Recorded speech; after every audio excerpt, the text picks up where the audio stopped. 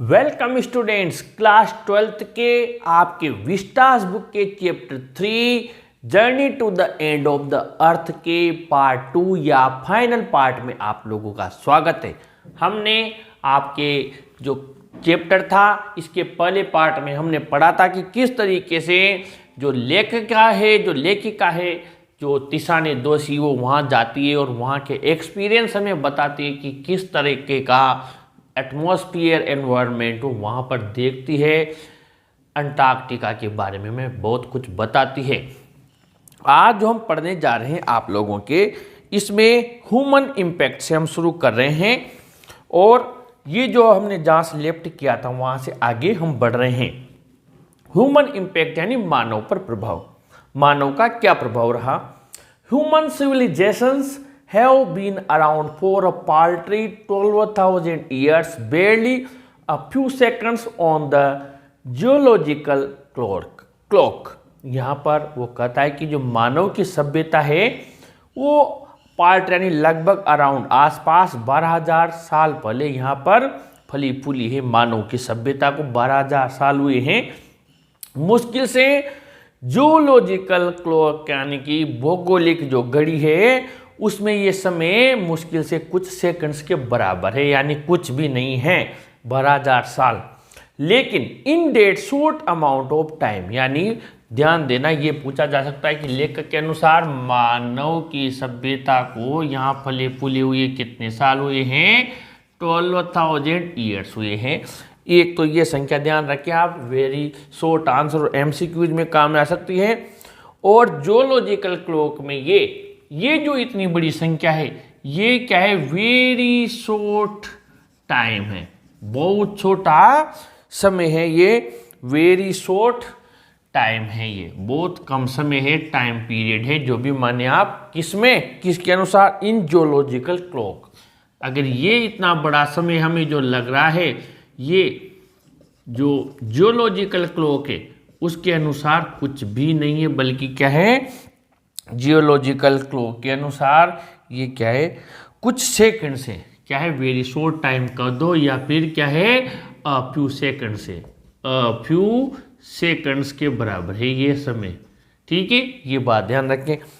अब हम यहाँ पर in that short amount of time, इतने शॉर्ट समय में we have manage to create quite a ruckus, हमने इतने कम समय में इतना ज़्यादा रकस यानी उथल पुथल कर दी है। Etching our dominance over nature, etching कायम कर दिया है। आवर डोमिनेंस यानी हमारा प्रभुत्व इस प्रकृति के ऊपर। विद आवर विलेजेज, हमने गांव, टाउन्स, कस्बे, सिटी, शहर, मेगा सिटीज, महानगर बसा दिए। The rapid increase of human population has left us battling with other species for limited resources. Rapid, बहुत तेज गति से जो हमारी इंक्रीज, बढ़ोतरी हुई, वृद्धि हुई मानव की जनसंख्या में, इससे क्या हुआ? हैज लेफ्ट अस बैटलिंग यानी हम लड़ाई करने लग गए, विवाद करने लग गए। अदर स्पीशीज यानी दूसरी प्रजातियों से, मानव के अलावा और जीवों के साथ। किसके लिए? फॉर के लिए, लिमिटेड सीमित, रिसोर्सेज यानी संसाधन, जो संसाधन सीमित रहे जिस पर उन जीवों का भी उतना ही अधिकार था। लेकिन मानव ने इतनी जनसंख्या बढ़ा दी कि आज हमारा उनके साथ उन सीमित संसाधनों को लेकर कंटिन्यू लड़ाई चल रही है कि ये मेरा। और वो बेचारे प्रकृति में पाए जाने वाले और जीव जंतु जो भी हैं उन्हें मानव के साथ में लड़ाई, अपने अस्तित्व के लिए लड़ाई लड़नी पड़ रही है। यहाँ पर आगे बढ़ते हैं। And the unmitigated burning, unmitigated यानी कभी समाप्त न होने वाली, कम न होने वाली बर्निंग जो हम जला रहे हैं, और फॉसिल फ्यूल्स यानी जीवाश्म, फ्यूल्स यानी ईंधन को, जो पेट्रोल डीजल हम जला रहे हैं, has now created a blanket of carbon dioxide around the world. इसने एक कार्बन डाइऑक्साइड की संसार के चारों तरफ ऊपर एक परत आच्छादित कर दी है कार्बन डाइऑक्साइड की। विच इज स्लोली, जो कि धीमे बट श्योरली, निश्चित रूप से, increasing the average global temperature. इससे क्या हो रहा है कि जो औसत एवरेज जो ग्लोबल टेम्परेचर है, यहाँ पर ध्यान दें, ये एवरेज ग्लोबल टेम्परेचर क्यों बढ़ रहा है? ये क्यों बढ़ रहा है? क्योंकि जो ऊपर हमारे कार्बन डाइऑक्साइड है उसकी बहुत बड़ी परत यहाँ पर जमती जा रही है, वहाँ पर कार्बन डाइऑक्साइड। इससे क्या हुआ कि हमारा जो एवरेज ग्लोबल टेम्परेचर है वो बढ़ता जा रहा है, क्योंकि इससे ओजोन परत में भी छेद हो गया है, नुकसान हो गया है। Climate change is one of the most hotly contested environmental debates of our time. Climate change, जलवायु परिवर्तन, आज हमारे समय की सबसे ज़्यादा हॉटली गर्म कंटेस्टेड यानी वाद विवाद का एनवायरमेंटल पर्यावरण की डिबेट है। यानी सबसे ज़्यादा जिस पर कंटेस्टेड किया जाता है, विवाद किया जाता है, वो डिबेट है। डिबेट का मतलब वाद विवाद जानते ही हैं। Will the West Antarctic ice और शीट मेल्ट एंटायरली, क्या पश्चिमी अंटार्कटिका की बर्फ की पूरी शीट्स जो परतें हैं वो पिघल जाएगी? Will the Gulf Stream ocean current be disrupted, क्या गल्फ स्ट्रीम की महासागरीय धारा विचलित हो जाएगी? डिसरप्टेड यानी विचलित हो जाना। Will it be the end of the world as we know it, क्या ये संसार जिसे हम जानते हैं ये समाप्त हो जाएगा? मैं भी हो सकता है, मैं भी नोट नहीं भी हो सकता, आइदर वे, दोनों बातें हो सकती है। Antarctica is a crucial element in this debate, इसीलिए अंटार्कटिका इस डिबेट वाद विवाद का मुख्य क्रूशियल यानी इंपॉर्टेंट एलिमेंट यानी सब्जेक्ट विषय है। नॉट जस्ट बिकॉज it's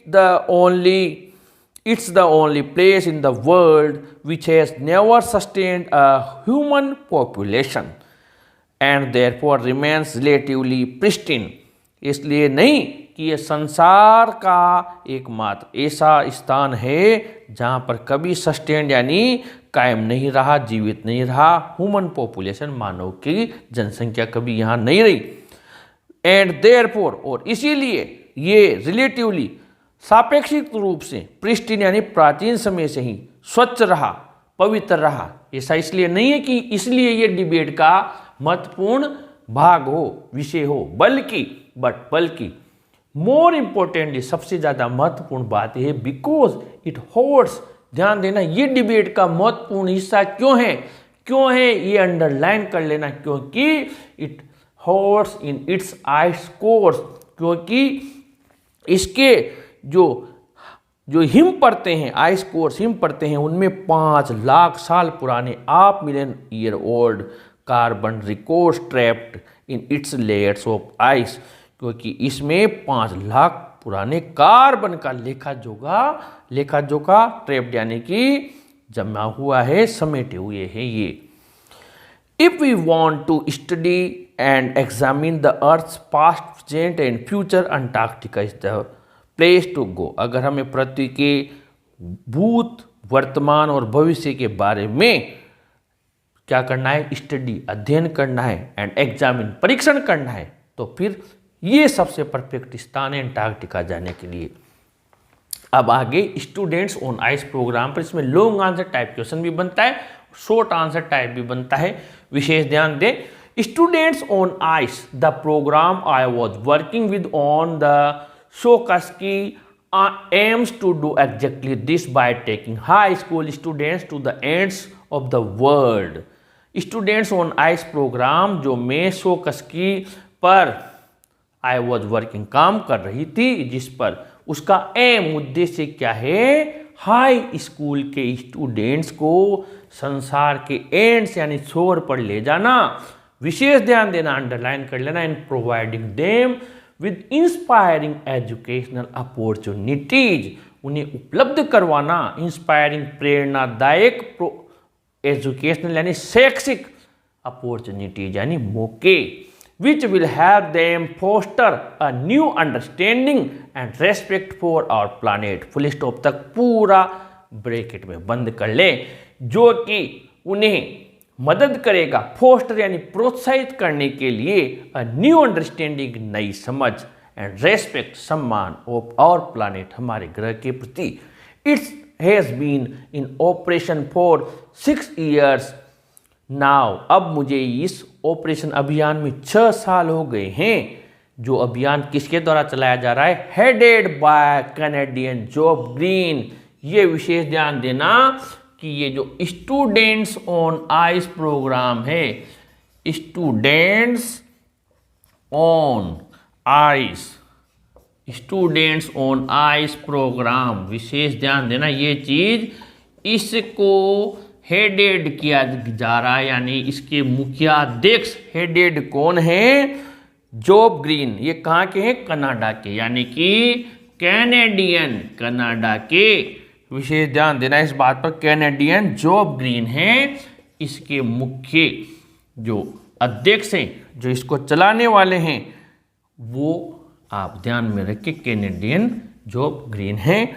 और ये इसको चला रहे हैं who got tired of carting celebrities, जो थक गए, सेलिब्रिटीज यानी प्रसिद्ध व्यक्तियों को कार्टिंग यानी ला ला कर, एंड रिटायर्ड, रिटायर्ड यानी कि जो कि अपनी सेवा से रिटायर हो गए, जिनका कि रिटायरमेंट हो गया, उनको लाकर रिच अमीर लोगों को, क्यूरियोसिटी सीकर्स यानी उत्सुकता रखने वाले लोगों को, who could only give back in a limited way, जो कि इस धराधरती को, इस संसार को बहुत कम बैक, गिव बैक यानी वापस दे पाएंगे, लिमिटेड वे, बहुत कम सीमित तरीके से, क्योंकि अब उनके पास उतना समय नहीं है। यंग स्टूडेंट्स को लाना, अभी पूरी लाइफ उनके पास पड़ी है, और इन रिटायर्ड लोगों को, अमीर लोगों को या फिर प्रसिद्ध लोगों को लाने से कोई भला होने वाला नहीं है। With students on ice he offers the future generation, underline कर लेना, वापस चालोगे आंसर, वो भविष्य की पीढ़ियों को, भावी पीढ़ियों को वो ऑफर करता है, प्रदान करता है। और पॉलिसी मेकर्स, जो आगे भविष्य के नीति निर्धारक हैं, नीति मेकर्स यानी कि निर्माण करता है, अ लाइफ चेंजिंग एक्सपीरियंस, एक जीवन बदल देने वाला अनुभव प्रदान करता है। एट एन एज, ऐसी उम्र में, when they are ready to absorb, learn and most importantly act, उस उम्र में है जब वो जो भी ज्ञान हम उन्हें देंगे, नॉलेज देंगे, उसे एब्जॉर्व कर लेंगे, आत्मसात कर लेंगे, लर्न सीखेंगे, एंड मोस्ट इंपॉर्टेंटली, और सबसे ज्यादा एक्ट उसके अकॉर्डिंग कार्य करेंगे। The reason the programme has been so successful is, most important है ये भी, शॉर्ट में पूछा जा सकता है कि इस कार्यक्रम के सफल होने का कारण क्या है? बिकॉज से शुरू हो रहा है, is because it's impossible to go anywhere near the South Pole and not be affected by it, दक्षिणी ध्रुव में पास में जाना और उससे प्रभावित न होना ये असंभव है।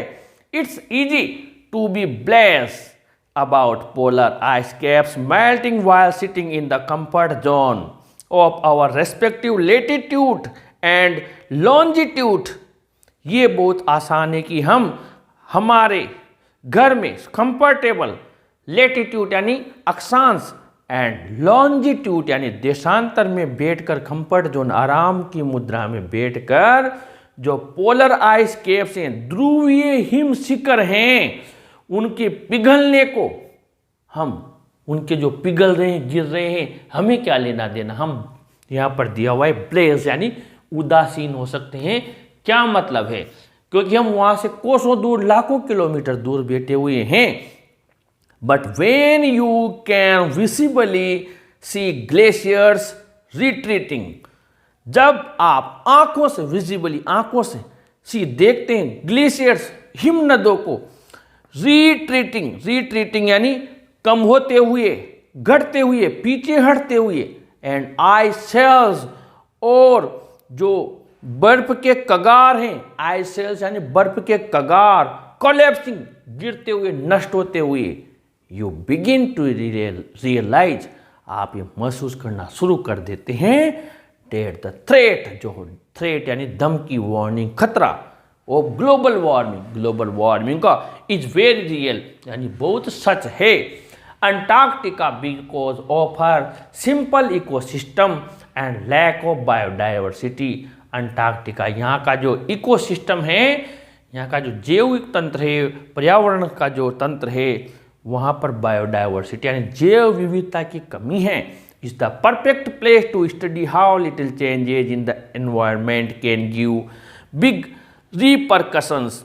ये हमें बताता है कि किस प्रकार छोटे छोटे परिवर्तन एनवायरनमेंट यानी पर्यावरण के बहुत बड़े रिपरकशंस यानी प्रतिक्रियाएं देते हैं।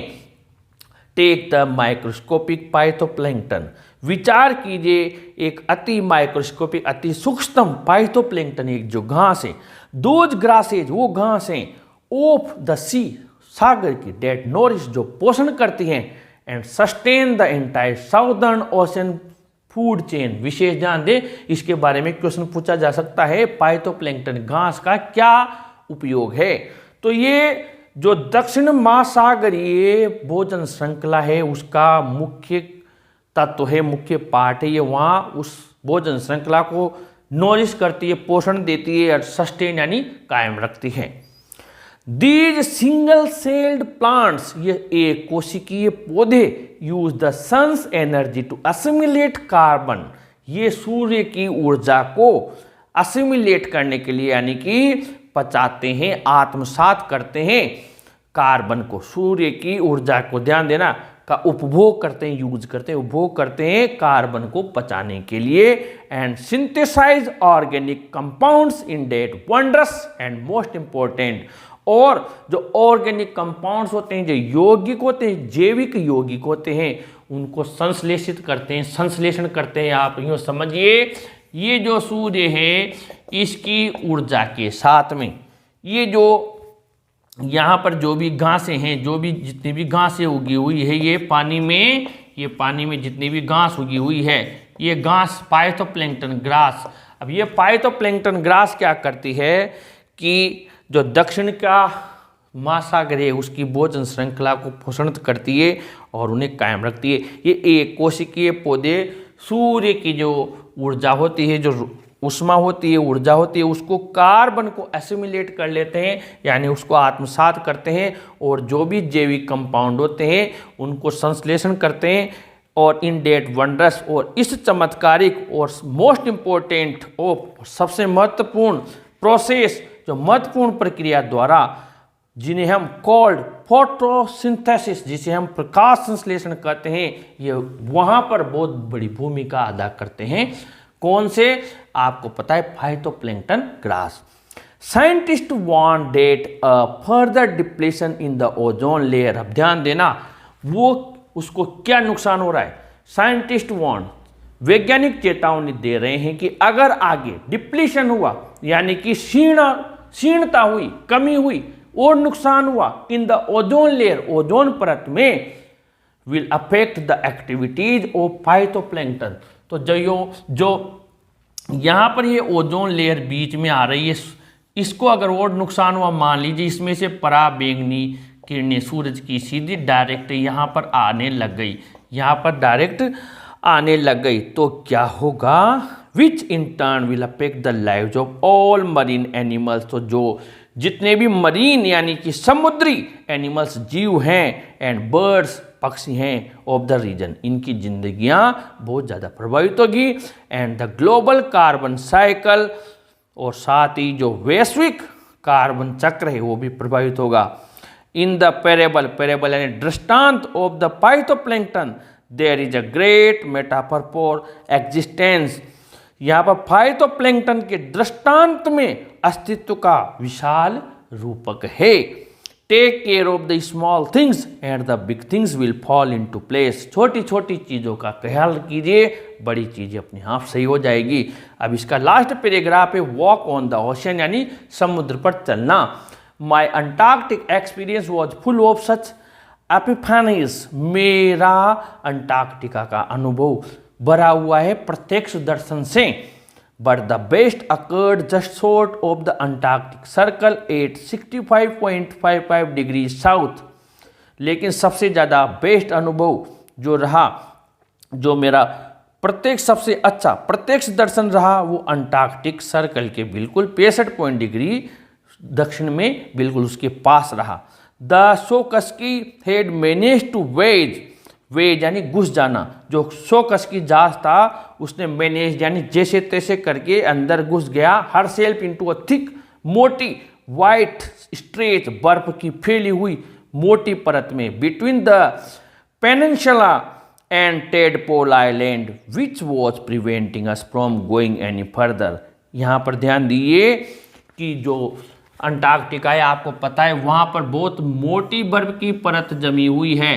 अब कोई भी यहाँ पर कोई भी चीज़ आगे जाने के लिए कोई भी चीज़ आगे जाना चाहेगी तो उसको क्या होगा, यहाँ पर ये बर्फ है, इसको पानी तो है नहीं, इसको पार करके जाना पड़ेगा। तो यहाँ पर इनको पार करना बड़ा मुश्किल हो रहा था और इनका ये जो जहाज है शोकस्की इसने क्या किया कि जो पेनिनसुला है और टेडपोल आइलैंड द्वीप है उसके बीच में ये घुस गया, which was preventing us from going any further. यानी दो चीज़ों के बीच में ये पेनिनसुला है, यहाँ पर ये आप देख लीजिए पेनिनसुला यहाँ पर लिखा हुआ है पेनिनसुला, ये पेनिनसुला के बीच में और साथ में एक तरफ है टेडपोल आइलैंड और एक तरफ है टेडपोल आइलैंड। अब इनके बीच में क्या है, बर्फ की बहुत मोटी परत थी और यहाँ से उनका जहाज पार नहीं कर पा रहा था, तो इनके बीच में वो घुस गया जो रोक रहा था उनको। The captain decided we were going to turn around. Captain ने निश्चय किया कि हम वापस लौट रहे हैं एंड हेड बैक नॉर्थ, उत्तर की तरफ उसने अपना मुंह घुमा लिया। But before we did we were all instructed to climb down the gangplank and walk on the ocean। ऐसा हम करते उसके पहले ही हमें इंस्ट्रक्टेड यानी आदेश दिया गया कि हम क्लाइम डाउन, हम नीचे उतरें, द गैंग प्लैंक यानी जहाज से नीचे उतरने का पुल, जहाज के नीचे उतरने के पुल से हम नीचे उतरें and walk on the ocean और सागर में चले। सो देयर वी वर, और सामने किया। All 52 of us kitted out in Gore-Tex and glares। हम में से प्रत्येक जो सभी 52 व्यक्ति थे उन्होंने गोरटेक्स एंड ग्लेयर्स यानी कि जरूरी वस्त्र व चश्मे पहनकर, जो ग्लेयर्स चकाचौंध से बचने के लिए, walking on a stark whiteness that seem to spread out forever एवर। उस कठोर बर्फीली चादर पर, स्टार्क यानी कठोर, वाइडनेस बर्फीली चादर पर, सीम्ड जैसी प्रतीत हो रही थी, स्प्रेड आउट फॉर एवर अनंत तक फैली हुई नजर आ रही थी। हम चलने लगे। Underneath our feet was a metre thick ice pack. हमारे नीचे 1 मीटर मोटी आइस की बर्फ की परत थी। एंड अंडरनीथ डेट, और उस परत के नीचे 180 metre of living breathing salt water, 180 metre श्वास लेता हुआ नमकीन पानी था उस परत के नीचे। In the periphery crabeater seals were stretching and sunning themselves on ice floes much like stray dogs will do under the shade of a banyan tree। क्रेबिटर सीलें बर्फ की तैरती चादरों पर लेटी हुई थी, इस प्रकार से धूप सेक रही थी जैसे तो कोई आवारा कुत्ते किसी वट वृक्ष की छाया में पड़े रहते हैं। It was nothing short of revelation, everything does Indeed connect. ये किसी रेवलेशन रहस्योद्घाटन से कम नहीं था, रहस्योद्घाटन से कम नहीं था। रेवलेशन का मतलब रहस्योद्घाटन करना, किसी सीक्रेट को आपके सामने रिवील कर देना, प्रकट कर देना, उससे कम नहीं था। हर कोई चीज, एवरीथिंग डज इंडीड कनेक्ट, हर कोई चीज आपस में जुड़ी हुई नजर आ रही थी। 9 टाइम जोन, 9 समय खंड, 6 चेक पॉइंट, 6 चौकियां, 3 बॉडीज ऑफ वाटर और 3 जलखंड, एंड मैनी इकोस्फेयर्स और कई सारे जीवमंडल।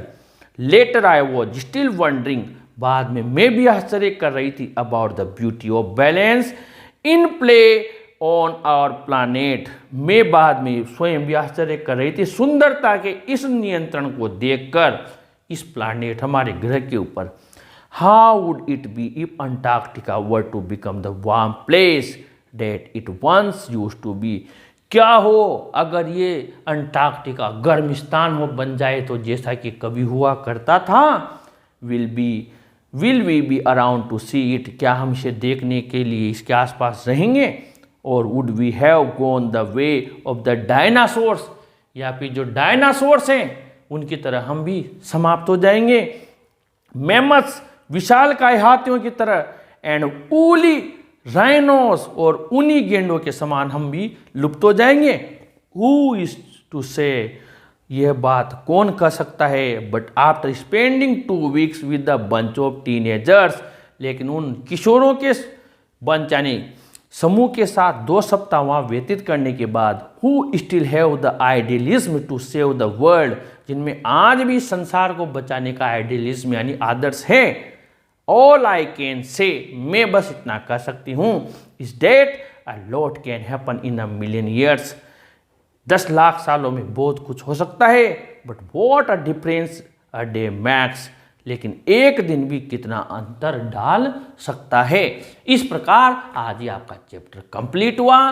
अगले पार्ट में इसके जो ट्रिक के साथ हम क्वेश्चन आंसर्स बनाते हैं, मोस्ट इंपॉर्टेंट क्वेश्चन आंसर्स, उसका वीडियो लेकर आएंगे। इस वीडियो को जरूर लाइक शेयर करें। टिपिकल चैप्टर है, 1-2 बार इसका अध्ययन जरूर करें और अपने चैनल को भी जरूर सब्सक्राइब करें स्टूडेंट्स। Thank you.